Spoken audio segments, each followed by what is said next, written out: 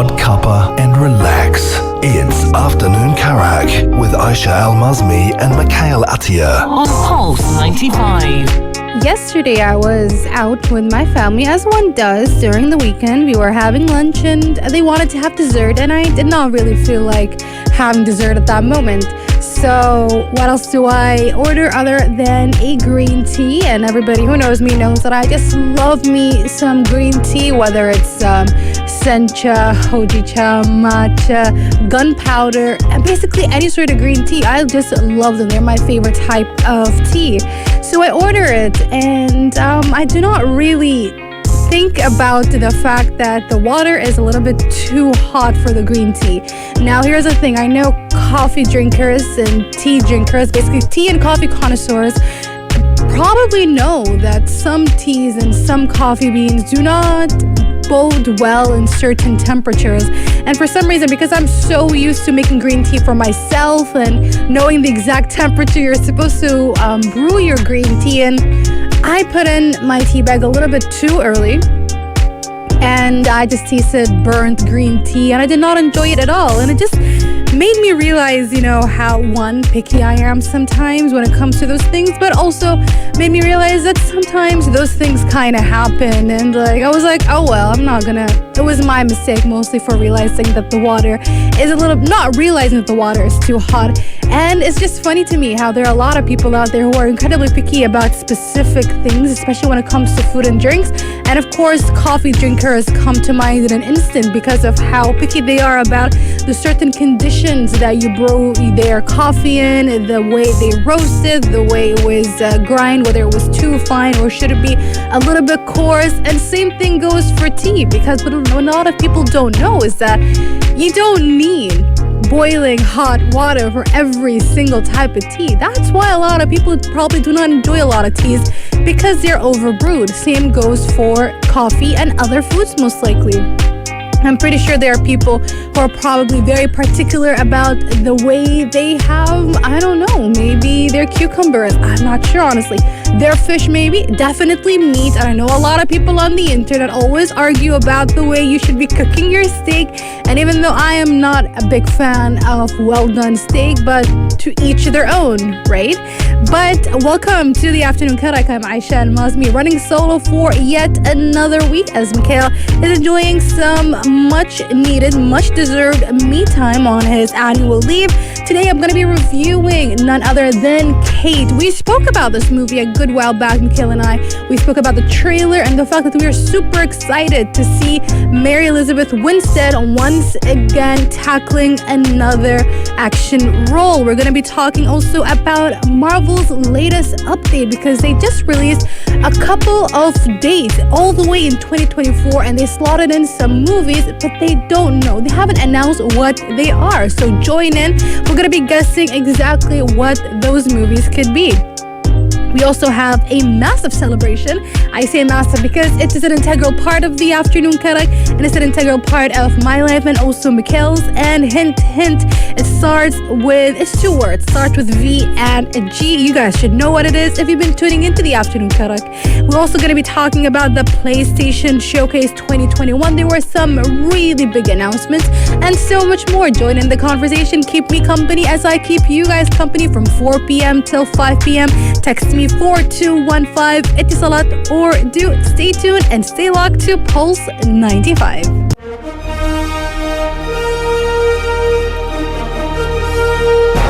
Is it an epic or epic failure? The Big Review. Movies, games, and TV in focus. Pulse 95. I am going to be reviewing the Netflix's latest movie, the action-filled Kate. We spoke about this movie a good while back when the trailer first came out, not too long ago, and Mikhail and I were super hyped to talk about it because none other than the amazing Mary Elizabeth Winstead is starring as Kate herself.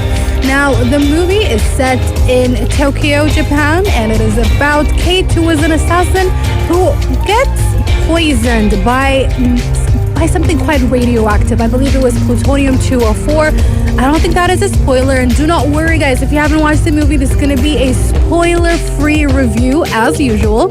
And due to that fact, she now is basically hell-bent on finding the person who ordered this hit and to exact her revenge and to possibly find an antidote. Now, before I go very deep into this movie, I want to talk about the director himself, because the director is Cedric Nicolas Turian, who is a French director. But before that, he was an official effects artist, and he is well known for movies such as The Weatherman, Pirates of the Caribbean, Dead Man's Chest, Snow White and the Huntsman, and Maleficent. And what is interesting is that he won the Oscar for Best Visual Effects for Snow White, and his director debut was actually The Huntsman Winter's War.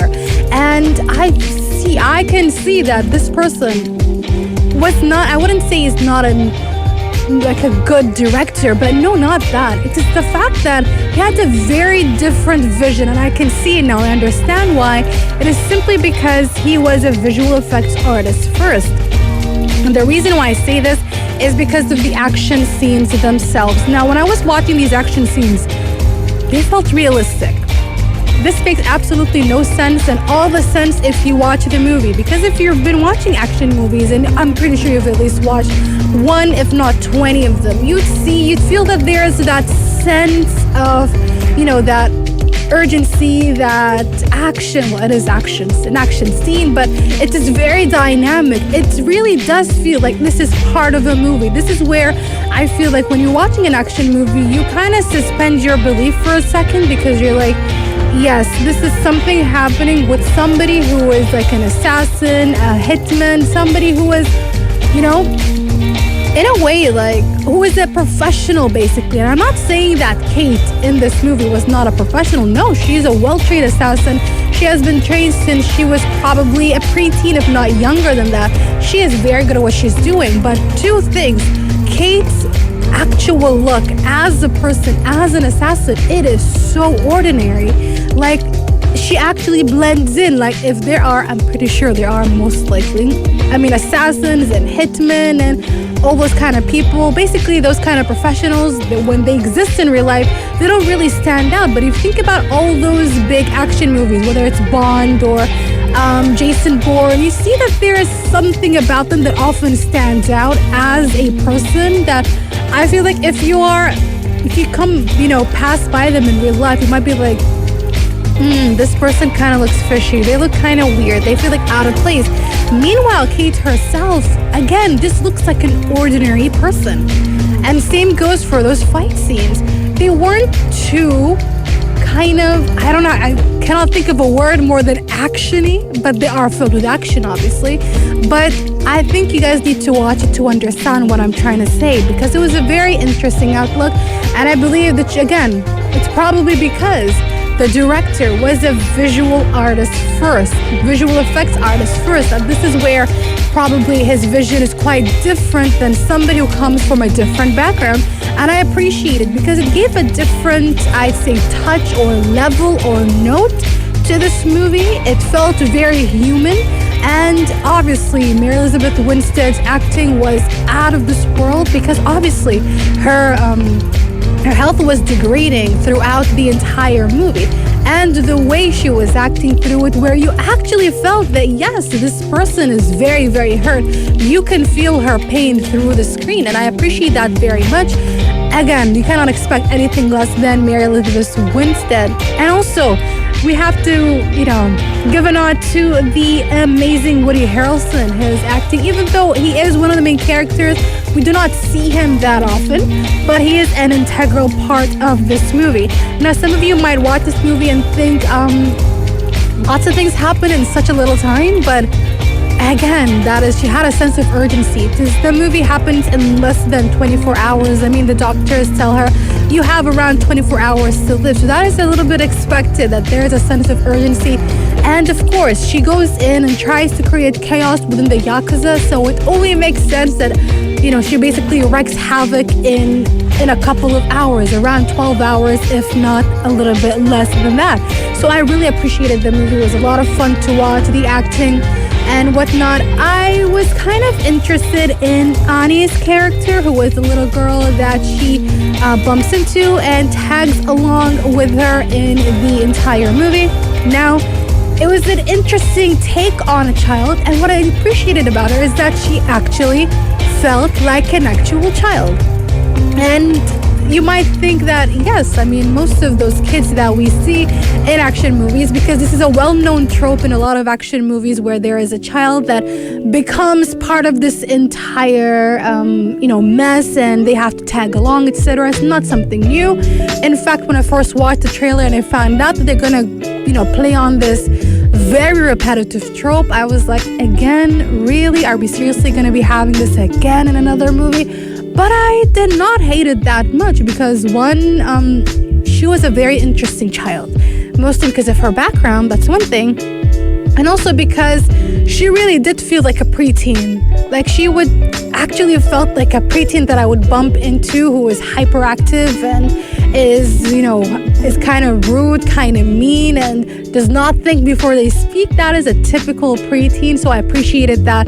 The fact that they brought that out in this character, and the fact that you might think that perhaps the fact that she was not that terrified was kind of interesting and perhaps is unrealistic. But again, looking back at her background, what she's been through, you'd be like, that is a little bit typical of this kind of child. This is not an ordinary child, to say the least. Now, I wouldn't say that this movie was spectacular. It was a new, fresh take on the action genre, which I appreciated.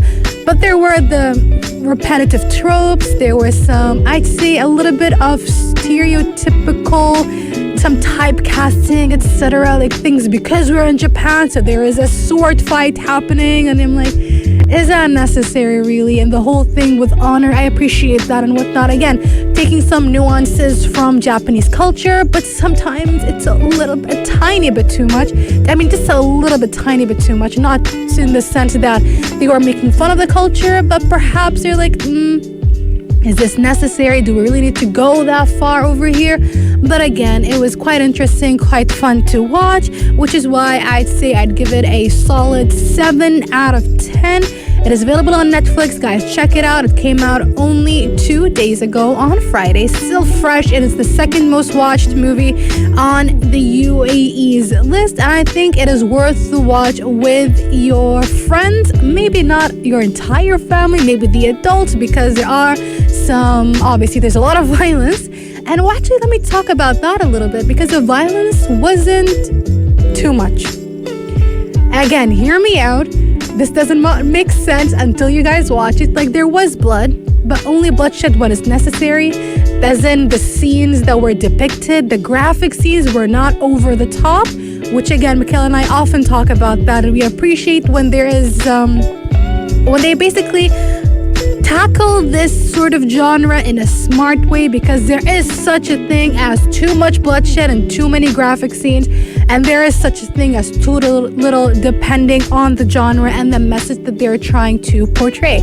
So again, 7 out of 10 for Netflix's Kate. I am going to be taking a short break, and coming up next, I'm going to be talking about the Marvel schedule, the 4 new mystery movies for 2024. Join in the conversation. Let's guess what movie it's going to be. Coming up next, right here on the Afternoon Karak. Pulse 95. Make a cup of tea. This is Afternoon Karak with Aisha Al-Mazmi and Mikhail Atiyah. You're listening to Pulse 95. Over the weekend, we get a very interesting piece of news from Marvel Studios when they announced that there are going to be 4 movies coming in 2024, and they're going to be slotted in for February, May, July, and November. And this basically follows a bunch of movies, 3 of them in fact, that are also coming out in 2023 that are also unannounced, as in we don't know what the titles are. So people have been working really hard trying to figure out what they are. Text me 4215 Etisalat Urdu and join me as we try to uncover what this mystery movie is.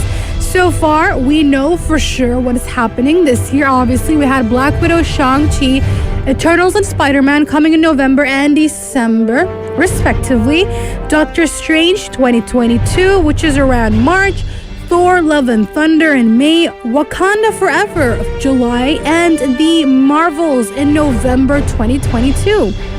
Right after that, we have Ant-Man and the Wasp, Quantumania 2023 in February, and then Guardians of the Galaxy Volume 3 in May 2023, and then we have 3 more Marvel movies that with an unannounced title. Now we have movie for July, October, and November. So this is the question: what could those movies be? I think at least one of the movies coming in 2023 has to be the upcoming Avengers movie. Because I think that by then, by 2023, we've had most of the Marvel TV shows and we've had enough of the Marvel movies that we can safely assume that we can have a new team up of some sort. Especially since I feel like something should happen in Quantumania that can lead up to an Avengers movie eventually. Especially since if you think about Ant-Man and the Wasp, the first movie and the second one, you'd know that perhaps if you remember that they kind of led up to some important movies. And again, we're gonna have She-Hulk, we're gonna have Miss Marvel, we might have Loki season 2 at some point very soon as well. I mean, we're gonna probably pick up a little bit after whatever happens in Doctor Strange. I mean, anything could happen right after that. We also have Moon Knight happening as well. And since we're getting the Marvels, again, this kind of gives us a small team up of some sort that can eventually be part of the Avengers movie. So again, I seriously believe that there's a high chance one of the movies coming in 2023 is gonna be one of the Avengers movie. As for after that, I feel this is when we can get a Captain America movie. Or maybe we get Captain America first and then the Avengers, perhaps. That can work out. We also have Blade, which we believe can be happening in July 2023 because there isn't much about it. They haven't really said anything about it, so it should be coming out within that time because one of the movies that were announced all the way back in 2019 during the, I believe it was San Diego Comic-Con when we had that big reveal about MCU's 4th phase. And also Deadpool 3. That is definitely happening a little bit earlier than 2024, so most likely it is going to be one of the 2023 movies. And we cannot forget the Fantastic Four as well. Another movie that was also hyped up all the way back in 2019, so it only makes sense that we're getting that movie quite soon before the other movies. Now, I'm very excited about this, and I also I kind of feel like I'd say, confident about what I have in mind. But although I do really believe that the Avengers is going to come out in 2023, I feel like a lot of people might disagree with me and say that it could be pushed to 2024. And for that, I would say maybe perhaps, again, we've already had several team-ups, or we will have several team-ups, so they can deal with whatever happens. It only makes sense that we eventually have one big team-up a little bit later. So we just need to, as usual, wait and see. And there is rumors of Shang-Chi 2, A-Force, and so much more. So join in the conversation, guys. 4215 Itisalat or do. I would love to know, what do you guys believe is going to be the upcoming movies in late 2023 and also at the beginning of 2024 or throughout 2024? Text me 4215 Itisalat or do. I'd love to know about it. We're going to be taking a short break, and coming up next, we're going to be talking about a big celebration and the PlayStation showcase from a couple of days ago. Coming up next, right here on the Afternoon Karak. What's the date? What's the date? What's the date? What are we celebrating today? Today we are celebrating something very important, something super cool, and it's part of so many people's lives, or at least childhoods, to say the least, and it just happens to be video games day. And I'm pretty sure Mikhail is very sad to not be joining us today on this very special day, but that's okay. We will have next year to celebrate it together. types of video games. Again, if you guys have been tuning into the afternoon Karak, you'd know that this is a very important day and it's an integral part of the show because Mikhail and I obviously grew up on video games and still continue to play it, whether it's on the PlayStation, PC, Xbox, the Switch, or the various consoles that preceded them. I know a lot of people who have grown up with video games, even though they haven't played video games. I feel like, especially if you grew up around the 80s and 90s and early 2000s, it only makes sense that you had at least, and I mean at least, 2 or 3 consoles or some sort of handheld console, whether it's the Nintendo 64, the Sega, or whatever it is, the Game Boy Color, Game Boy Advance, PlayStation 1. It is such an important part and defining part of our livelihoods and our culture, and probably we're part of some really big and amazing and lovely and warm memories, if not some of the best memories we've had in our childhoods. I do not remember for the life of me what my first console was. Here's the thing, I know for sure that according to my mom, she bought me a Game Boy Color, but I was too young to understand what it was. I think it was around maybe 2 years old, and she just kept it with her. I know 2 years old is too young for a video game console, even if it was handheld, but it was such a new and interesting concept back then that a lot of parents bought out consoles for their kids, and I think I was around 2 or 3 and she got it for me, and according to her, she just kept it on her for a while until I kind of understood what that is or can understand what it is, and I think I was around 3 or 4 years old, and that's where she gave it to me. And I have a lot of fond memories with it simply because I had no idea what I was doing, but I was having a lot of fun with it. I barely spoke English, barely read English. I was 4 years old. I was probably in KG2, so I did not understand much. And I remember my cousin, who was 2 years older than me, had the old cartridges, the game cartridges, and the ones that used to be sold in the Central Souk here in Sharjah. And obviously, a lot of them were bootleg. And because they were bootleg versions of the game, sometimes you'd have maybe 3 or 4, maybe up to 20, 30 games, up to 100 sometimes, in this tiny cartridge. And within that, he had Pokemon. And I remember he used to let me borrow it every time I go over to my grandmother's house on the weekend, and I would play Pokemon. And then eventually, when he outgrew it, he gave it to me as a gift, and it was one of the best things ever. So he had given me red or blue, and I think it was red and blue together in one cartridge, as well as Pokemon Yellow, and I think it was Pokemon Silver as well, and I had no idea what was going on, but I used to go around walking around in circles, and I had the time of my life. And then eventually, when my mom got me a PlayStation 1, I was playing the life out of every single Crash game. It was the pinnacle of my childhood. It was the best thing ever. And the funniest thing ever as well is that I used to play it with my aunt. My aunt is much older than I was, and her daughter was, me and her, we were best friends right now. She's my cousin, love her very much. Shout out to her. Me and her were 4 years apart, so that should tell you that my aunt was probably in her mid to late 20s, and I was like maybe 5, 6 years old. And we just have a lot of fun playing Crash together. And I remember that I used to actually go to her, like seek her out and be like, hi, can we play together a little bit? And it used to be so much fun just watching her play it. And I remember this very clearly when my PlayStation 1 finally died out. I was a wreck. I was not very happy. I was super, super upset. And then after that, my mom went out and got me a PlayStation 2, and the rest is history. Me and my PlayStations and my Nintendo consoles, they became an important part of my life, which is why right now I'm still waiting on getting a PS5. I will get one eventually, but my PlayStation and my Nintendo Switch are an important part of my life. And I do have a Mac laptop. Yes, PC gamers, do not come at me. I do play on my Mac sometimes, whatever works on it. So yeah, you can call me a little bit of a PC gamer. I'm just joking. Do not come at me, please. I beg you all. I get it. Macs are not created for gaming, but some games are available on the Mac through Steam.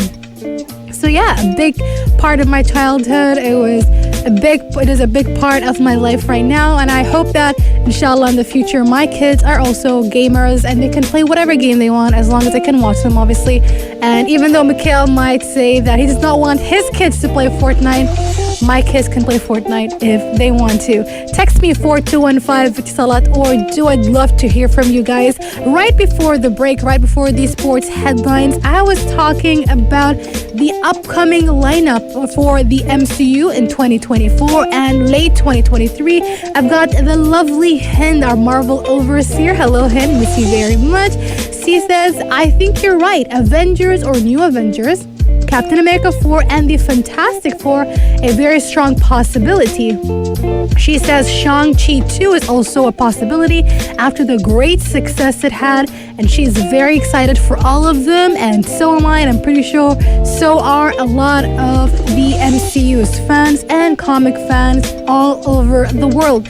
I'm going to be taking one more break, and right after that, right before we wrap up for the hour, I'm going to be talking about the PlayStation Showcase and some Marvel surprises over there as well, coming right up next, right here on the Afternoon Karak. Make a hot cuppa and relax. It's Afternoon Karak with Aisha Al-Mazmi and Mikhail Atiyah On Pulse 95. All right, let's take a quick rundown across the latest PlayStation Showcase, and let's talk about the biggest reveals. One of them being, let's talk about I wouldn't say the most disappointing, but it was, in my opinion, the least awaited game out there, and that is GTA 5 and GTA Online. That was spoken about all the way back last year when we found out that we're gonna, basically what games are gonna be coming to the PlayStation 5, and everybody was not very excited to hear that the game is gonna be basically created or at least remade for this new generation of consoles. And apparently the expanded and enhanced version of the 2013 game is gonna be delayed to March because they were hoping that this game would come out in November, but that's not happening anymore. And I feel like every single person is like, we did not care that much in the first place. And I understand it is basically similar to Skyrim and the fact that this game is available on every generation of consoles by now, but we're still not getting any news about GTA 6. We're also going to be talking about some of the bigger, most exciting news from that showcase, even though in my opinion, I feel like it wasn't that filled with news. I mean, what they announced was quite big, but did that warrant a whole showcase? I don't really know. It's up. You guys can text me 4215 with Salat or Do and tell me how you feel about that. One of the main things was Knights of the Old Republic making a debut on the upcoming PlayStation 5 with a remake. I saw that a lot of people were super happy about this. They were super excited about it, and I think would be a good way to kick off the Star Wars series into the upcoming generation from Sony, and also will be coming to Windows PC. As for Insomniac, they are promising 2 new and very interesting games, kicking it off with Wolverine. That is a game I did not expect to be coming out, to be basically announced in this showcase, especially since the latest Marvel announcements, I mean, within the video game world, have been kind of lackluster. Cough, cough, Square Enix's Marvel games have been kind of boring, to say the least, and problematic. They've had a lot of things, lots of issues, and a lot of fans haven't been that excited about them, but they promised us none other than Wolverine and also Spider-Man 2 with special guest star Venom. Now, I know a lot of people were losing their heads over this, myself included. I mean, who does not want to play Spider-Man and face off Venom? We don't know what was going to happen in that game because according to the creators and also some of the voice artists, the game is quite massive. So who knows? We might even have some kind of team up with Venom. We don't know anything about it. This game is going to be coming out sometime in 2023. We're not sure. Most likely, again, according to or based off of what the developers and the voice actors are saying, since it is big and requires time, I'm guessing is going to be sometime late 2023, and I wouldn't be too surprised if they push it even back further. And of course, last but not least, we got a good look into God of War Ragnarok as we see Kratos' time in the Northland. And the biggest thing about this was not the gameplay, was not Kratos, but rather one of the characters, Thor, because people they had some varying, I'd say, responses towards him, mostly positive responses, especially people were saying that Thor does not look like the MCU version of Thor, and a lot of people were actually okay and on board with that, with the exception of a few people who were against that for God knows what reason. But in my opinion, that is a great and interesting and super cool depiction of Thor, and we cannot wait to check out this game when it comes out eventually. This is just some of the stuff that I'm going to be talking about.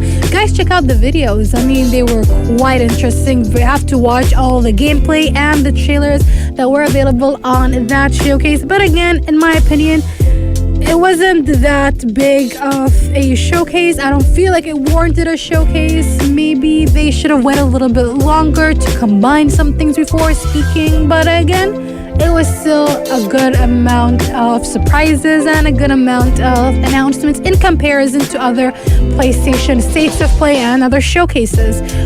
Before the break and a little bit earlier in the hour, I was talking about the Marvel or the MCU upcoming phase and what is happening, the schedule and whatnot, because over the weekend the Marvel Studios and Disney basically announced that we're going to be having a couple of movies in 2024, and they announced their dates, and we've been kind of going back and forth with our predictions. We had Hind tell us what she predicts, and we've got Chad. He says, hey Aisha, I honestly think we need a Taskmaster movie since they completely ruined my favorite Marvel character in the Black Widow movie. So please, Marvel, make Taskmaster great again. And I agree with you there, Chad, because I also, when I found out a little bit more about Taskmaster, I felt that this version of Taskmaster was kind of a bad idea, to say the least.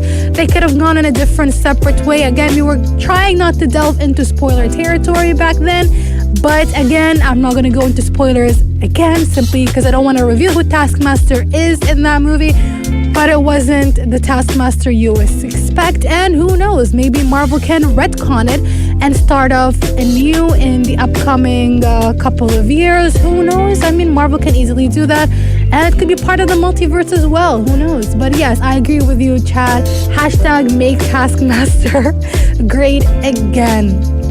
And with that, we have to wrap up right here on the afternoon Karak, unfortunately, but that is okay. Same time, same vibes tomorrow, 4 p.m. to 5 p.m. I will be back to talk all kinds of things across the world, entertainment, crazy things, video games, Marvel, DC, etc., etc. Gonna be fun to join me tomorrow as well. But what's gonna be great as well is that we do have Yellow Home picking up from 5 p.m. till 8 p.m., keeping you company with Big Hass and Anna Schofield, only here on Pulse 95. If you liked this episode of Afternoon Karak, drop a like and subscribe. Pulse 95. Be sure to follow us on Instagram for all our daily updates and top stories.